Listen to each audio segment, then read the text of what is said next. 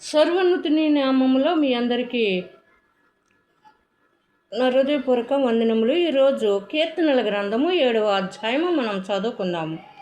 యెహోవా నా దేవా, నేను నీ చరణ చుచ్చి ఉన్నాను. నన్ను తరిమివారి చేతిలో నుండి నన్ను తప్పించుము. నన్ను తప్పించేవాడెవ్వడనూ లేకపోగా వారు సింహము వలె ముక్కలుగా చీల్చకుండా నన్ను తప్పించుము. యెహోవా నా దేవా, నేను నీ కార్యములు చేసిన ఎడల, నా చేత పాపము జరిగించిన ఎడల నాతో సమాధానముగా నుండువానికి నేను కీడు చేసిన ఎడల శత్రువులు నన్ను తరిమి పట్టుకుని నిమ్ము. నా ప్రాణము నేలకు అనగద్రొక్కనిమ్ము. నా అతిశయ పాదమును మట్టిపాలు చేయనిమ్ము. నిన్ను నిర్మినిమిత్తముగా నన్ను బాధించే వారిని నేను సురక్షితుని గదా. యెహోవా కోపము తెచ్చుకుని లెమ్ము. నా విరోధుల ఆగ్రహము ననుచుటకే లెమ్ము. నన్ను ఆదుకునుటకే మేలుకునుము. న్యాయవిధిని నీవు నియమించి ఉన్నావు గదా. జనులు సమూహముగా కూడి నన్ను చుట్టుకునినను. ఇప్పుడు వారికి పైగా పరమయందు ఆసీనుడవై కమ్ము. యెహోవా జనములకు తీర్పు తీర్చువాడు. యెహోవా నా నీతిని బట్టి, నా యథార్థతను బట్టి నా విషయంలో నాకు న్యాయము తీర్చుము. హృదయముయందు అంతరంద్రములను పరిశోధించు నీతిగల దేవా, దుష్టుల చెడుతనమును మాన్పము. నీతిగల వారిని స్వస్థపరచుము.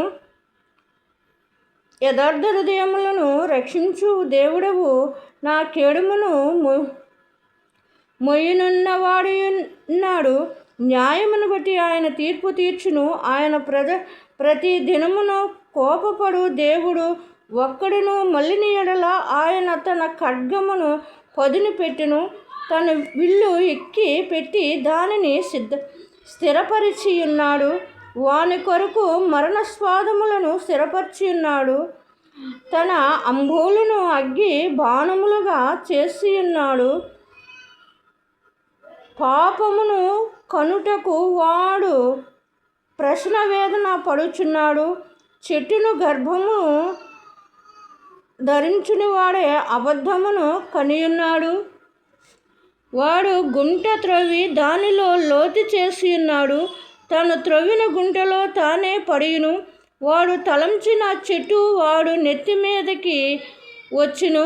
వాడు రచించిన బలాత్కారము వాని నెత్తి మీదనే నుండును. యెహోవా న్యాయము విధించువాడని నేను ఆయనకు కృతజ్ఞతాస్తులు చెల్లించెదను. సర్వోన్నతుడైన యెహోవా నామమును కీర్తించెదను. ఇక్కడ సర్వోన్నతుడైనటువంటి ఈ యొక్క 7వ అధ్యాయంలో 8వ అధ్యాయం వరకు నేను చదివానండి. మీరు చదువుకోండి, అర్థమవుతుంది. ఇక్కడ 7వ అధ్యాయం చివరి భాగంలో 17వ వచనంలో ఉంది. యెహోవా న్యాయము విధించువాడని నేను ఆయనకు కృతజ్ఞతాస్తులు చెల్లించెదను. సర్వోన్నతుడైన నామము. ఈ సర్వోన్నతుడైనటువంటి నామము దావీదు గారు కనుగొన్నారు కాబట్టి ఆయన ఇన్ని కీర్తనలు రాయడానికి, ఈయన ద్వారా అనేకమైన అద్భుత కార్యాలు, ఆశ్చర్యకారములు దేవుడు జరిగించుకున్నాడు.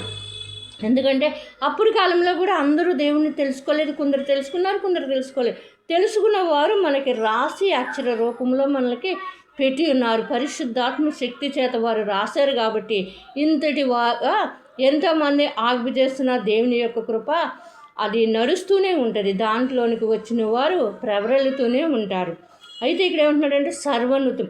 దీని మీద సర్వమును చేస్తున్నవాడు కాబట్టి సర్వం మీద అధికారమును కలిగి ఉన్నాడు ఆయన. సర్వము ఆయనది, ఇంక ఎవరిది కాదు. అందుకే ఇది దానికి ఒక పేరు కూడా ఉంది ఆయనకి. ఏమిటంటే యెహోవా అంట. అంతేకాదు యెహోవా నామము.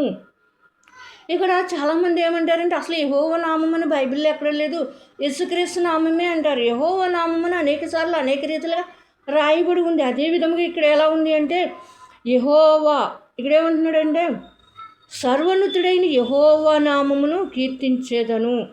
దావీదు గారు తన యొక్క శక్తితో, బలముతో, అతను దాగబడి ఉంటే ఈ రోజున ఈ యొక్క లేఖనంలోనేది మనము చదువుకోలేకపోదు, మనకు తెలుసుకోలేకపోదు.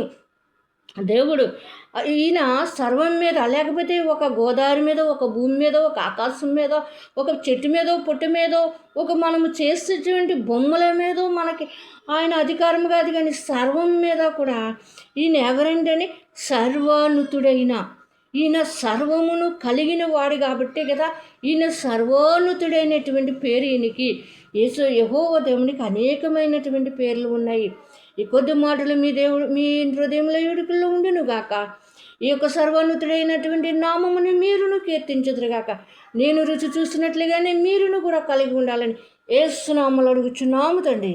ఆమేన్.